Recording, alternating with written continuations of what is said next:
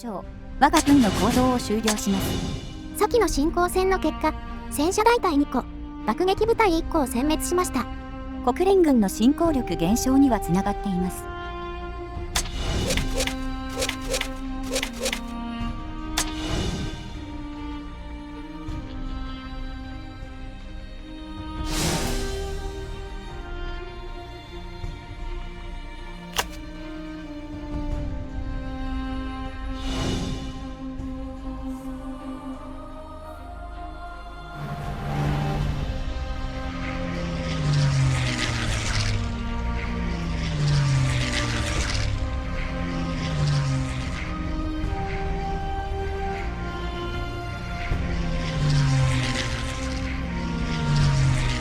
まず1、2、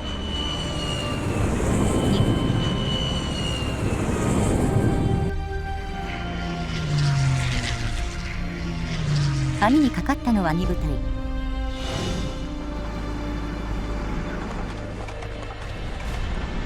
明らかにパルチザン部隊に固執していますね。そのために前線を半ば放棄している状態です。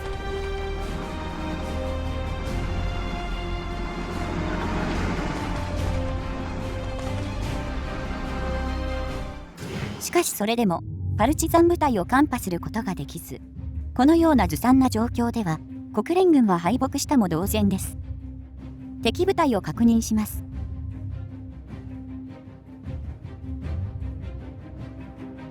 アンソン。この地は西部中央の境目に位置する場所ですね。敵部隊は理想的な編成ですが、戦闘部隊の数が足りていませんね。チョンピョンにて大部隊を確認。戦車に随伴する多数の歩兵、背後には自走砲と支援砲兵、そして司令部2個という諸兵科部隊。場所は東部の道路上。これを東部主力部隊と認定します。以上、確認を終了します。敵の侵攻が開始されます。まず、関連防衛戦が行われます。包囲された部隊の特攻です。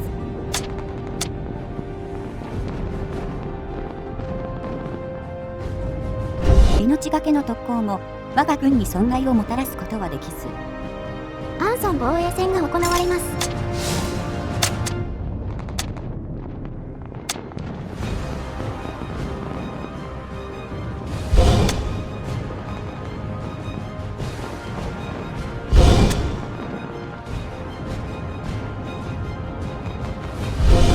この程度の兵力喪失は何のこともありません。テミへの進行を確認しました。この地は障害物しかありませんが、これで敵の正体に分かると思います。チョンピョン防衛戦が行われます。撤退しかありませんが、それを行う前にどれだけの損失が出てしまうか。幸いなのは天候悪化によって敵の攻撃が若干弱まるということです。悪天候。天候の悪化により戦闘効率が低下します。両軍の陸上部隊が戦闘力マイナス1減少する。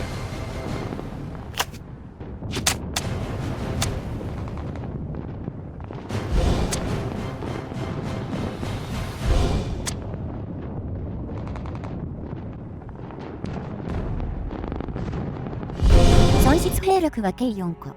許容範囲内ですね。撤退。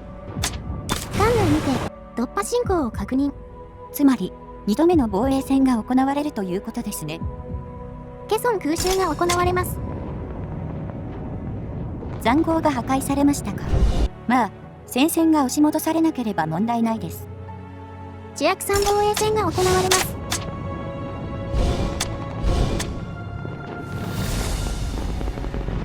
風戦によって一部隊を殲滅できましたか。では戦闘を続行します。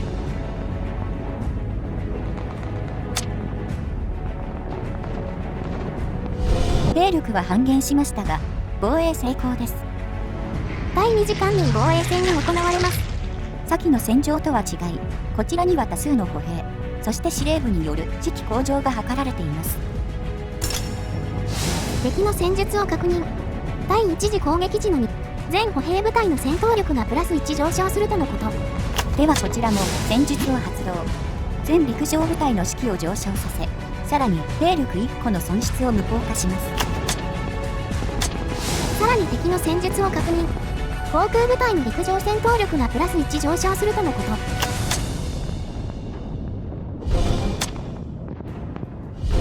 事前攻撃で我が軍に被害なし。敵の攻撃を迎撃します。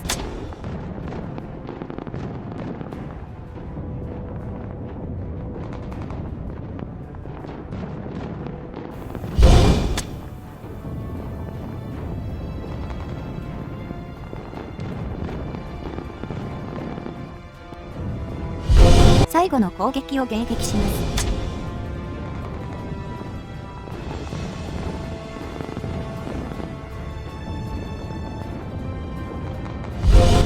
よし、歩兵連隊1個を殲滅し、その他部隊にも大打撃を与えました。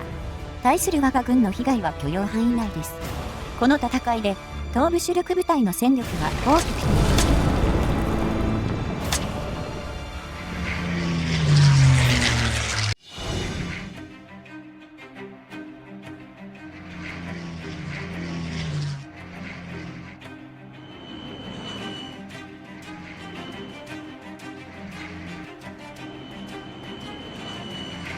第31ターン、1月29日へ突入しました。迎撃部隊の損失状況は極めて軽微。まだまだ活躍できます。対する敵迎撃部隊は大きく損失が発生。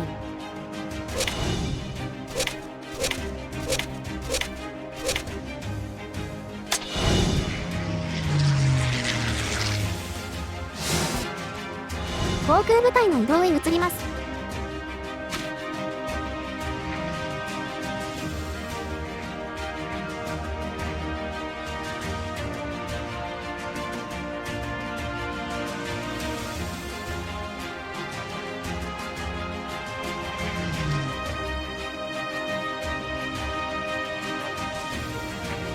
敵の防空体制は大きく弱体化していますね。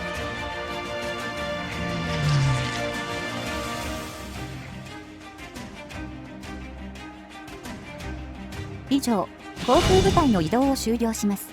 陸上部隊の移動へ移ります。ハムちゃんを中心に、現在の戦況です。移動後の状況です。東部は、山岳地帯を避けて道路上を進軍。中南の塹壕を破壊し、中央との補給線をつなげます。それができれば、東部に残された国連軍は孤立します。パルチザン部隊の動きとして、ラクトンガン周辺で活動しています。以上、部隊の移動を終了し、敵部隊の確認を行います。チョンジュは、支援を投入できなかった代わりに歩兵師団を限界まで投入しています。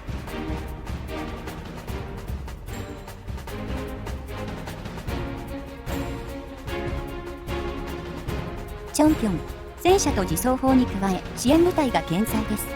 ここは激戦になると予想されます。これらのことから、チョンジュ、チョンピョン以外は飛ばします。チョンジュ進行戦が開始されます。敵の戦術を確認。第1次攻撃時に、全歩兵部隊の戦闘力が上昇するとのこと。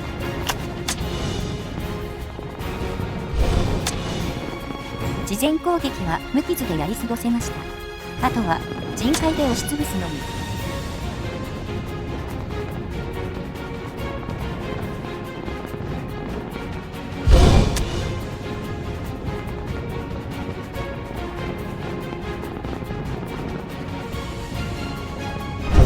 全戦闘部隊の殲滅に成功。チョンピョン進行戦が開始されます。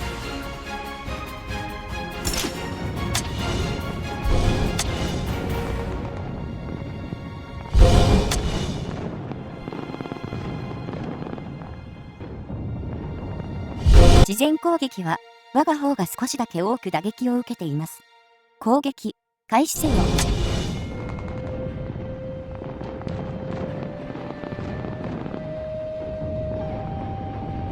よし、フランス精鋭大隊を殲滅できたのは大きな戦果です。戦いの結果、4部隊を殲滅し、残る歩兵連隊に致命的打撃を与えました。東部主力部隊の戦力は大きく低下しましたが、戦車が健在である点は留意するべきでしょう。チュナン、歩兵師団1個では塹壕を突破できませんでしたか。侵攻後の戦況です。東部の半ば孤立した部隊に対して国連軍はどう動くか。予備兵力は13個。攻勢は継続されます。以上、我が軍の行動を終了します。何？殲滅数が嫌に多くありませんか？この部隊を殲滅した地域はチュンジュ。確かこの場所は無人だった場所ですね。この時に配置転換が追いつかなかった航空機が破壊されていったということですね。その他の空港、飛行場を占領した際も同様のことが発生。これらのことによって迎撃部隊5個を殲滅。国連軍航空戦力は大きく低下したと予測されます。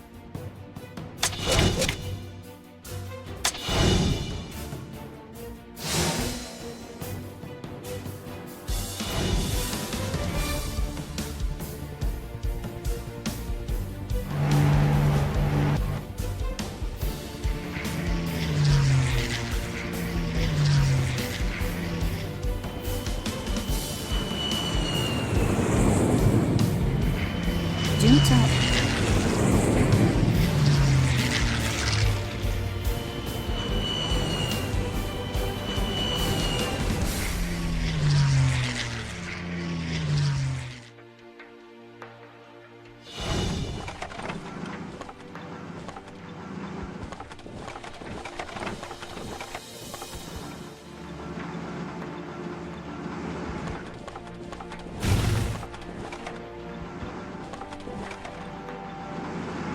敵部隊を確認します。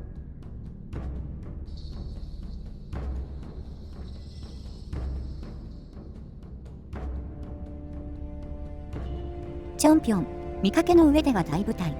しかし歩兵が圧倒的に足りていませんね。以上、確認終了。チョンピョン防衛線まで飛ばします。チョンピョン防衛戦が行われます。敵支援部隊は多くあります。そのため、事前攻撃は激しくなると予測されます。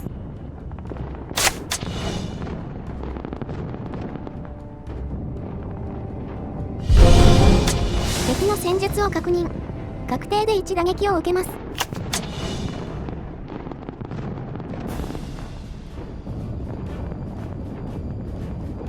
歩兵連隊1個の殲滅に成功。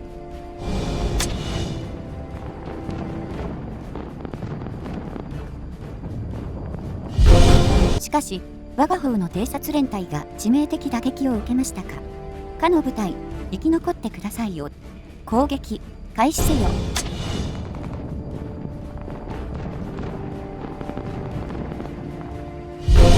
偵察連隊は残りましたね。よし。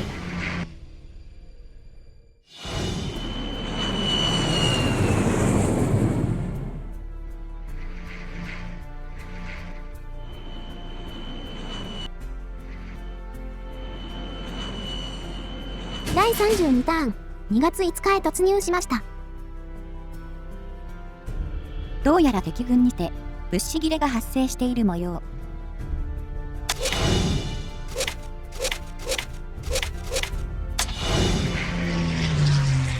報告。増援として迎撃部隊2個、ミーク・ピトナーッツァチ迎撃部隊1個が到着しました。これでさらに強力に網をかけることが可能となります。航空部隊の移動へ移ります。敵の防空網は薄いですね。東部は1部隊ずつ散開し、薄く築いている模様。対する西部は攻撃部隊1個が代わりに築いています。この状況ならば、迎撃部隊を積極的攻撃に出すことができます。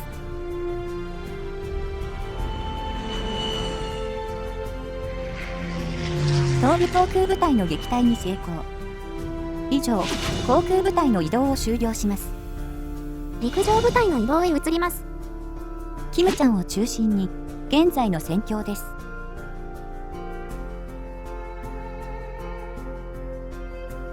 そして移動後。攻勢は順調です。パルチザン部隊については、国連軍の戦線が後退してきている関係上、偵察は主となっています。もはや敵部隊の確認を行うまでもありません。東部主力部隊の殲滅を行います。4号、ゴミ殲滅完了。チェチョン、殲滅完了。この殲滅戦で一度に3個の司令部を国連軍が失いました。中央にて今度こそ中央との補給線を確立しました。すべての進行線が終了しました。ナクトン南までは目と鼻の先ですね。航空移動へ移ります。今まで活躍してきた迎撃部隊をテチュンに配置転換。テチュン迎撃部隊は空港で待機させ、その他迎撃部隊はソウルへ。よって防空網はテジュンとソウルに構築することになります。2カ所に分散しますが、現状の航空戦力比ならば破られる可能性は低いと予測。爆撃部隊を配置転換した関係上、退避が難しくなりました。なのでここは爆撃部隊に合わせる形で合流しておきます。以上、我が軍の行動を終了します。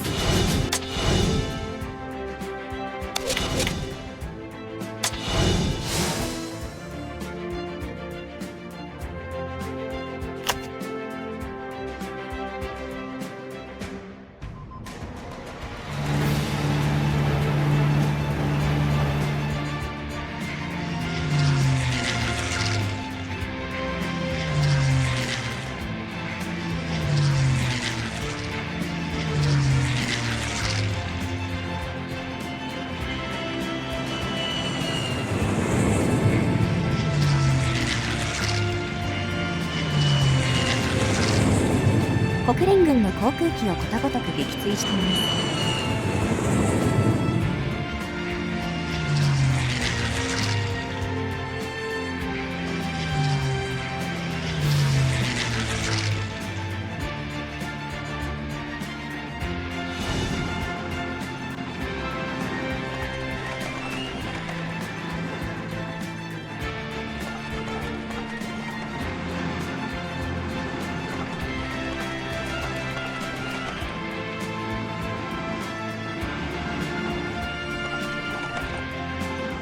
敵部隊を確認します。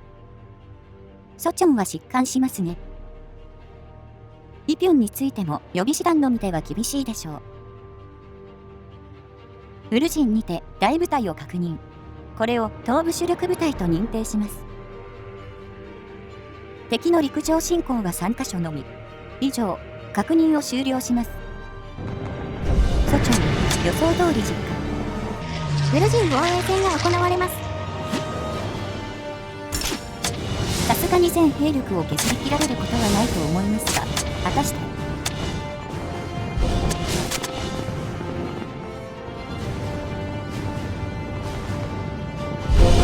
よし、兵力半減にとどまりました。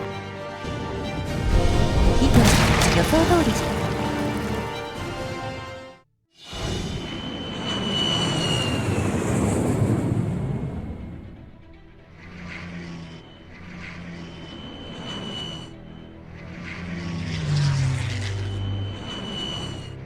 第33ターン、2月12日へ突入しました。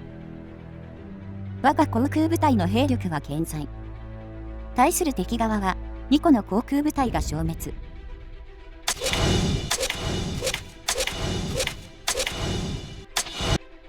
増援として朝鮮軍予備師団4個が到着しました。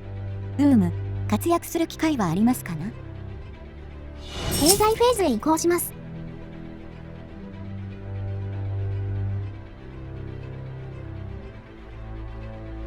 戦局は最終局面に移ったと判断。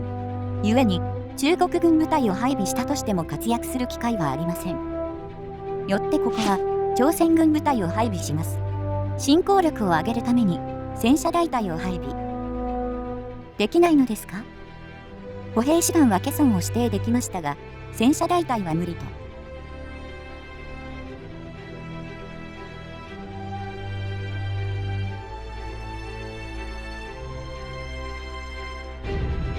では計画を変更し、朝鮮軍対地航空部隊を3個配備。航空優勢が我が方に傾いている現状、航空部隊はいくらでも活躍できます。そして残る資金を予備兵力獲得に費やします。準備完了。1ヶ月以内に戦いを終わらせます。航空部隊の移動へ移ります。西部上空に対して攻勢開始。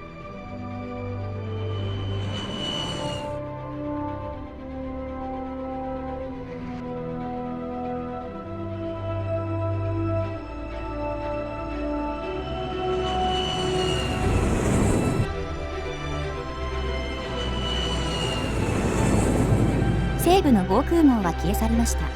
我が方の被害は極めて軽微。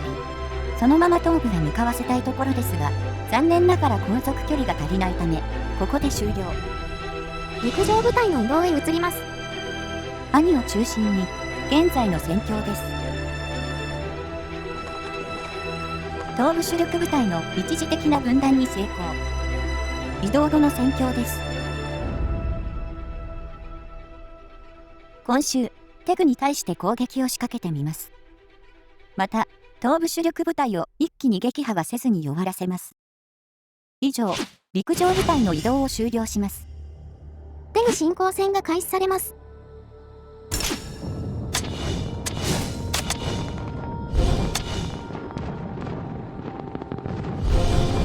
兵力は十分ですが、攻略する上では戦闘力が不足していますね。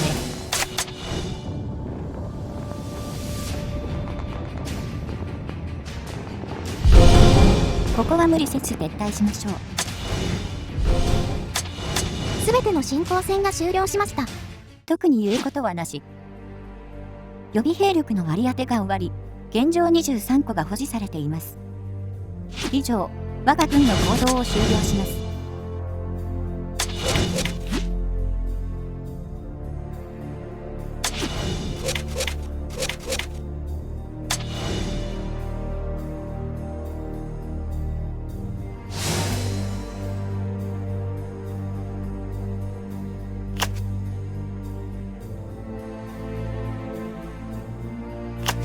18資金では現状を変えることは不可能でしょう。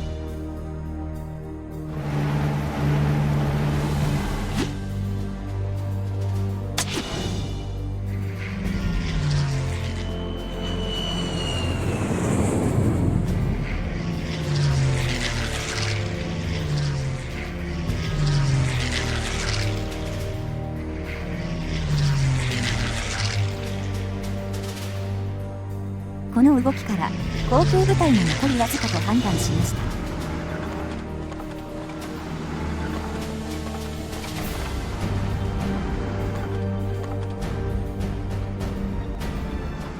防衛地域を確認します。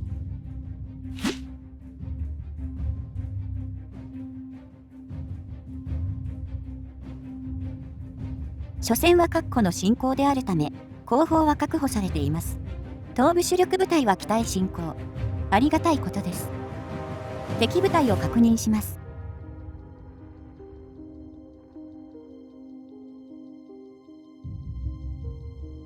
以上、確認を終了します。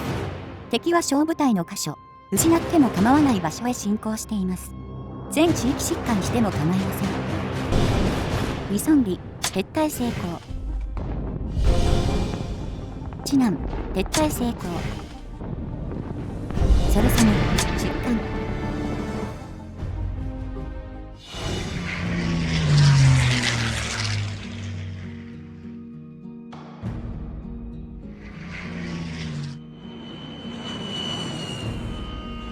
第34ターン、2月19日へ突入しました。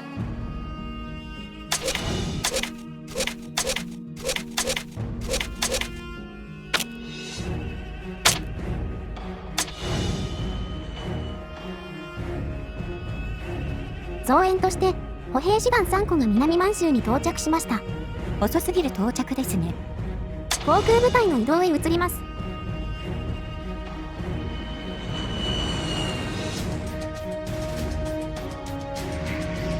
西部、制空権確保完了。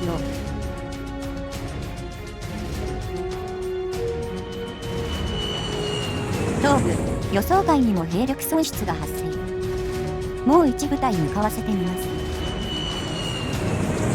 全滅ですか？どうやら敵にもソビエトパイロットのような精鋭が存在するようです。この1部隊だけでは航空優勢は覆ることがありません。しかし余計な損失は発生してしまいますね。陸上部隊の移動へ移ります。兄を中心に現在の戦況です。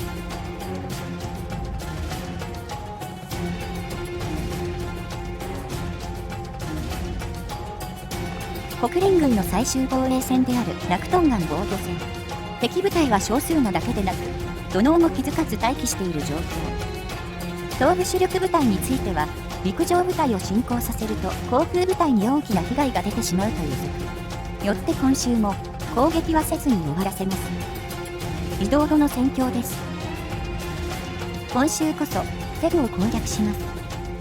それでは進行戦を開始しましょう。テグ進行戦が開始されます。敵部隊は先週よりも少なくなっています。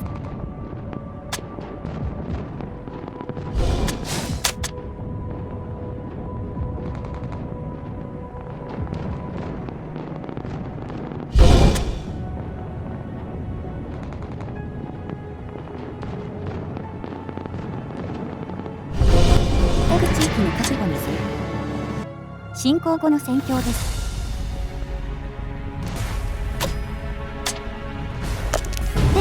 完全確保に成功しました。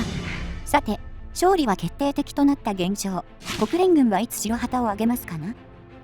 全迎撃部隊はテグへ集合させておきます。予備兵力に割り当てを行う前に支援を受け取ります。中国の支援。中国の物資と弾薬が北朝鮮に到着します。予備兵力2個を獲得します。以上、我が軍の行動を終了します。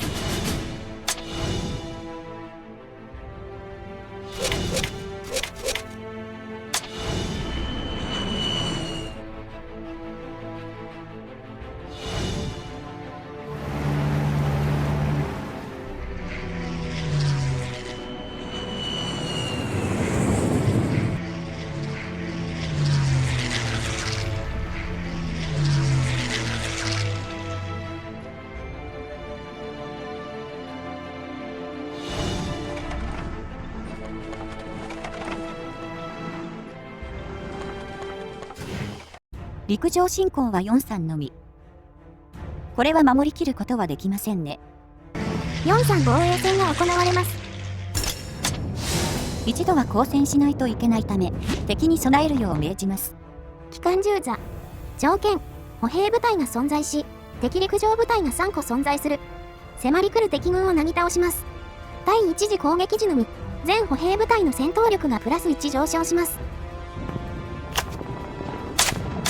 それだけでなく、上空が雲に覆われている場所へ部隊を移動させておきます。雲。条件。敵航空部隊が存在する。今週は分厚い雲が戦場を覆い尽くすと予想されます。雲が発生する時期に攻撃、あるいは敵からの攻撃を誘導し、戦いを有利に展開します。両陣営の全航空部隊の戦闘力がマイナス1減少します。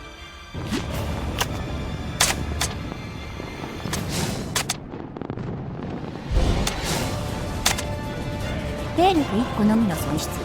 撤退します。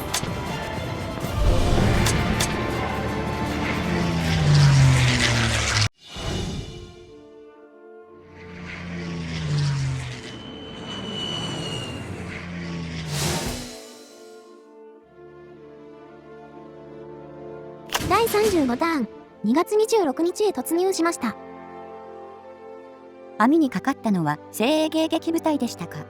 これで国連軍の迎撃能力は消え去ったと言っても過言ではありません。もはや戦局は決まったも同然なので、進行戦まで飛ばします。ソルサム進行戦が開始されます。東部主力部隊を包囲殲滅します。敵の対地戦闘力を弱体化。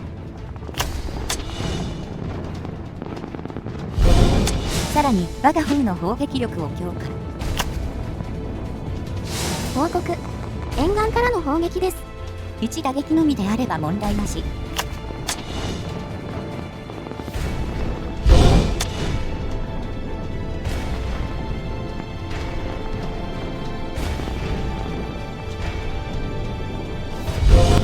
部隊戦装術。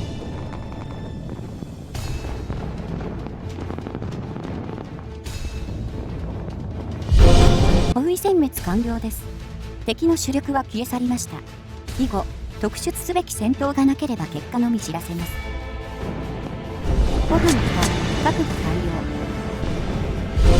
ご飯、確保完了。アンナの依頼、確保完了。3名、確保完了。教師、確保完了。ダルソン、確保完了。ミガン、確保完了。アネ、確保完了。チョンウチ、確保完了。ヨンサン、確保完了。ユムシル、確保完了。ナニウォン、確保完了。2地域への空襲です。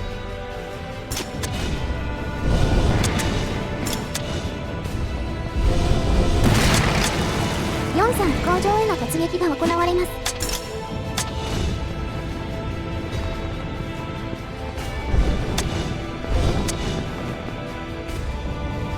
確保完了。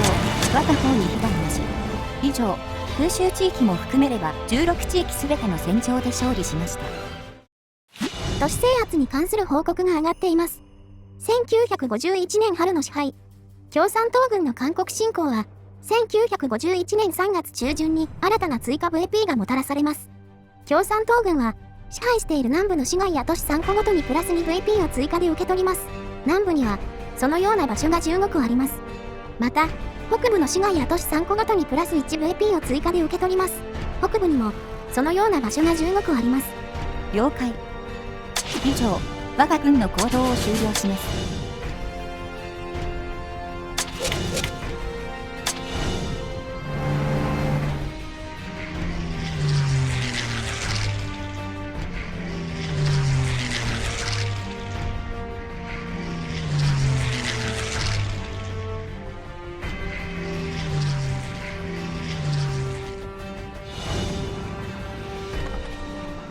2地域にて進行を確認。防衛地域を確認します。トンヨン地域は包囲状態です。パルチザン部隊は生き残ることができないでしょう。ウルサン地域は少し特殊な状況です。というのも、陸上部隊は存在しませんが、空港に対地攻撃が可能な航空部隊が配備されていました。この場合、十分な打撃を与えて敵を撃退できれば防衛成功です。しかし、与えられなければ空港を占領され、航空部隊も殲滅します。前線空港に航空部隊を配置転換する場合、このような事態を想定しなくてはなりません。ソウル空襲が行われます。被害なし。トンヨン防衛戦が行われます。先にも話した通り、包囲されている状態です。パルチザン部隊1個が殲滅されました。ウルサン防衛戦が行われます。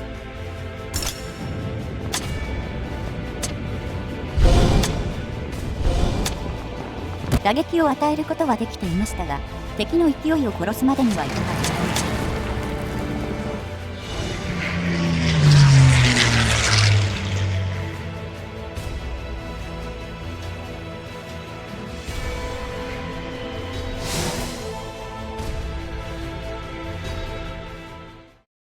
しかしここで、国連軍の攻撃は最後となりました。この戦争は、まだ勝つことができる。我々は、当初征服していた以上の地域を奪うことに成功し、敵は窮地に陥っている。さらなる努力と兵力が必要ですが、帝国主義者は最終的に粉砕されるでしょう。同志、おめでとうございます。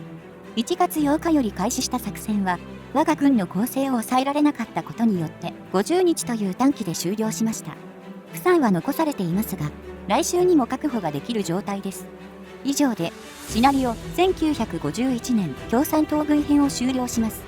このシナリオの共産党軍は非常に強力であり、苦もなく勝利を重ね続けることができました。ということは、国連軍にとっては難易度が高いシナリオとも言えます。次回は、その難易度が高い国連軍編をプレイしていきます。